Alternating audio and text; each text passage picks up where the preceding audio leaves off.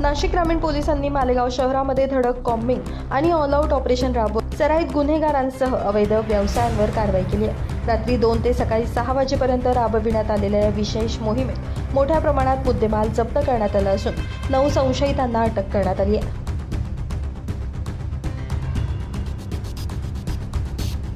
नाशिक ग्रामीण जिल्ह्यातील कायदा आणि सुव्यवस्था अबाधित ठेवण्यासाठी पोलीस अधीक्षकांच्या मार्गदर्शनाखाली मालेगाव शहरामध्ये विशेष कॉम्बिंग आणि ऑल आउट ऑपरेशन राबविण्यात आलं। मालेगावचे अप्पर पोलीस अधीक्षक, शहर उपविभागाचे सहाय्यक पोलीस अधीक्षक, पोलीस ठाण्यांचे अधिकारी आणि तब्बल 148 पोलीस अंमलदार या कारवाईत सहभागी झाले होते।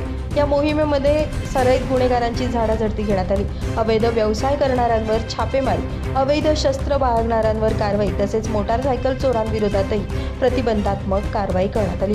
कारवाईमध्ये 25 मोटारसायकल आणि 9 रिक्षा हस्तगत करण्यात आल्या। अवैध शस्त्रे बाळगणाऱ्यांवर कारवाई करत 11 तलवारी आणि 9 सुरे जप्त करण्यात आले।